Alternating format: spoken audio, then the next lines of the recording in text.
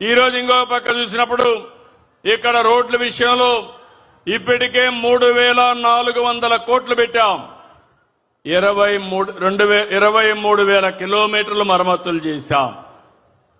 నేను ఒకటే హామీ ఇస్తున్నాను, భవిష్యత్తులో ఎక్కడా పార్ట్ హోల్సే ఉండవు. పోయిన 5 ఏళ్లు గుంతలే గుంతలు. నేను రోడ్డు వేసి వెళ్ళాం, వాళ్ళు వచ్చి గుంతలు దువ్వే పరిస్థితికి వచ్చారు. ఇప్పుడు మళ్ళీ నేను అన్ని పూడ్చాను. మళ్ళీ శాశ్వతంగా గుంతలు పడే పరిస్థితి రాకుండా చూసుకునే బాధ్యత మీదని ఆటో డ్రైవర్లందరికీ విజ్ఞప్తి చేస్తున్నా. ఇంకొక పక్క మీరందరూ చూస్తే ఇంట్లో నుంచి గ్యాస్ అంతా వంట చేసుకోవాలంటే రూపాయి ఖర్చు లేదు. నిత్యావసర వస్తువులు ఇస్తున్నాం. ముసలి వాళ్ళుంటే పింఛన్లు ఇస్తున్నాం. పిల్లలుంటే వాళ్ళు ఎంత హ్యాపీగా ఉన్నారంటే మా కూటమి నాయకులు ఎక్కడికి పోయినా పిల్లలు మాత్రం 2 వేళ్లు చూపిస్తూ మాకందరికీ అభినందనలు తెలియజేస్తున్నారు. ఏ పిల్లలను చూసినా దానికి కారణం పిల్లలు భారం కాదు. ఎంతమంది పిల్లలుంటే అంతమంది పిల్లలకు 15,000 రూపాయలు ఇచ్చే బాధ్యత మాది. ఇదొక పెద్ద సంపద మనందరికీ. పిల్లల్ని బాగా చూసుకుంటున్నారు. అక్కడి నుంచి స్కూలుకు పోతే సన్న బియ్యంతో బ్రహ్మాండమైన మధ్యాహ్న భోజనం పెడుతున్నాం. ఇంకో పక్క పుస్తకాలు కానీ అదే మాదిరిగా యూనిఫామ్ కానీ అవన్నీ ఇచ్చే పరిస్థితికి వచ్చాం. ఇలాంటివన్నీ మీరు చూసినప్పుడు పేదవాళ్ళకి ఎలాంటి ఇబ్బంది లేకుండా మీ జీవన ప్రమాణాలు పెంచడమే కాకుండా మీ పిల్లల భవిష్యత్తు బాగుండాలనే ఉద్దేశంతో ఇవన్నీ చేస్తున్నాం. ఇప్పుడు మీరు బయట వస్తే అన్నా క్యాంటీన్లో 5 రూపాయలకే టిఫిన్ అవునా కాదా అని అడుగుతున్నా. అంత మునుపు మీ వల్ల మా ఆడబిడ్డలకు భారం. మీరు 6 గంటలకు పోవాలి, వాళ్ళు 4 గంటలకు లేయాలి. లేచి వంట చేసి మీకు ఒక ప్యాకెట్ ఇవ్వాలి, క్యారియర్ ఇవ్వాలి. ఇప్పుడు ఆ ఇబ్బంది లేదు. ఎక్కడ ఆకలేస్తే అక్కడ భోంచేసే ఏర్పాటు చేసింది ఈ ప్రభుత్వం అవునా కాదా అని మిమ్మల్ని అడుగుతున్నా. అలాంటి అన్నా క్యాంటీన్లు కూడా దెబ్బతీసే పరిస్థితికి వచ్చారు. ఈరోజు ఒకటి హామీ ఇస్తున్నా, 175 నియోజకవర్గాల్లో 175 అన్నా క్యాంటీన్లు ఉంటాయని చెప్పి నేను మీకు తెలియజేస్తున్నా. ఈరోజు మనందరం పోటీ ప్రపంచంలో ఉన్నాం, నాలెడ్జ్ ఎకానమీలో ఉన్నాం. పిల్లల్ని బాగా చదివించండి.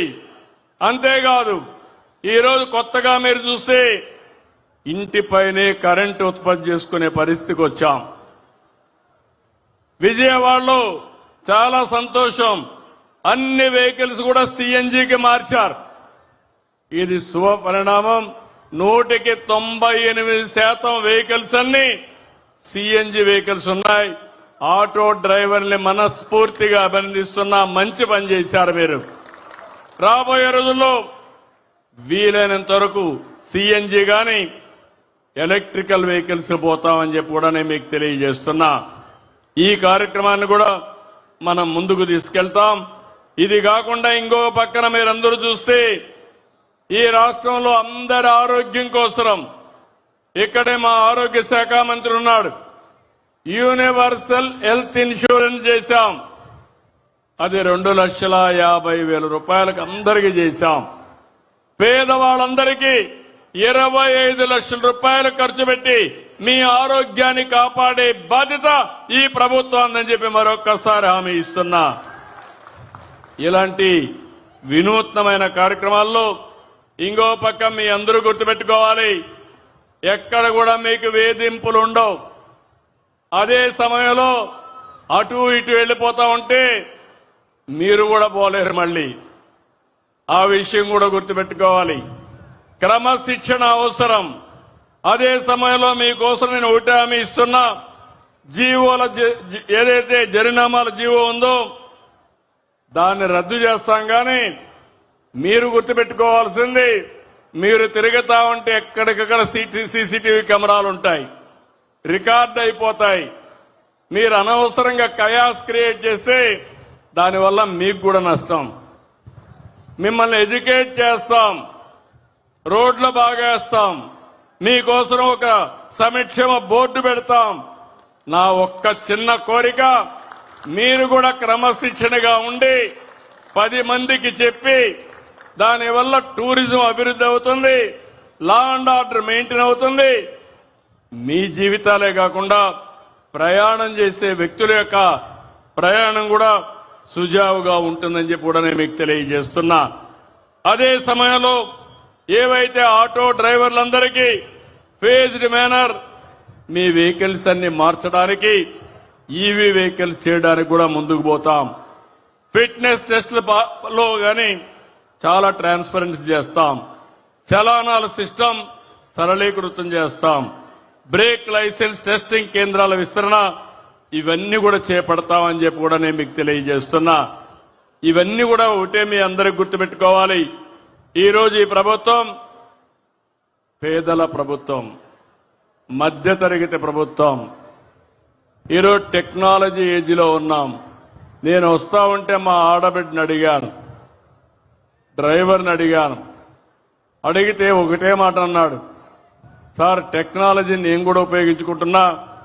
ఒకప్పుడు నేను ఏదైనా కట్టాలంటే బ్యాంకు పోయేవాడిని, ఇప్పుడు బ్యాంకు కూడా పోయే పని లేదు, నా సెల్ ఫోన్ ద్వారానే అన్ని కూడా కరెంటు ఛార్జీ కానీ అన్ని కట్టేస్తున్నాననే పరిస్థితికి వచ్చాడు. దేశంలోనే మొట్టమొదటిసారిగా వాట్సాప్ గవర్నెన్స్ పెట్టి 750 సేవలు నేరుగా మీకు అందించిన ఏకైక ప్రభుత్వం ఎన్డీఏ ప్రభుత్వం. టెక్నాలజీని పర్ఫెక్ట్ గా ఉపయోగిస్తున్నాం. పేదవాళ్ల కోసం ఉపయోగిస్తున్నాం, ప్రజల కోసం ఉపయోగిస్తున్నాం, సంపద సృష్టించడానికి ఉపయోగిస్తున్నాం. నేను ఆ రోజు ఒక మాట చెప్పాను. ఆ రోజు నేను చెప్పింది మీ అందరూ కూడా సహకరించండి, మళ్లీ రాష్ట్రంలో అభివృద్ధి ప్రారంభిస్తాం. ఇంకో పక్క సంక్షేమ కార్యక్రమాలు ఇస్తాం, సుపరిపాలన తెస్తాం, రాష్ట్రాన్ని పునర్నిర్మాణం చేస్తామని ఆ రోజు చెప్పాను. అదే మాదిరిగా 15 నెలల్లో మీరు చూస్తే ఈ అన్ని కార్యక్రమాలు చేసే పరిస్థితికి వచ్చాం. నేను అడుగుతున్నా, 15 నెలల కంటే ఇప్పుడు మెరుగైన పాలన ఉందా లేదా? తమ్ముళ్ళు మీరే చెప్పండి. సంక్షేమ కార్యక్రమాలు అర్హులకు అందుతున్నాయా లేదా? మీరే చెప్పండి. అభివృద్ధి బాగుందా లేదా అని మిమ్మల్ని అడుగుతున్నా. ఈరోజు కేంద్రం కూడా మీరు చూస్తే జీఎస్టీ తీసుకొచ్చారు. జీఎస్టీ ద్వారా సూపర్ సేవింగ్స్, దసరా, దీపావళి, ఇంకో పక్క సూపర్ 6, ఇప్పుడు ఇంకో పక్క సూపర్ జీఎస్టీ.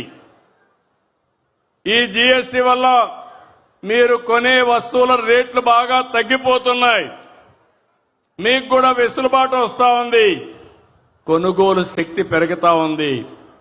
పేదవాడు అవసరమైతే ఎలక్ట్రానిక్స్ కొనుక్కోవాలంటే, ఫ్రిడ్జ్ కొనుక్కోవాలన్నా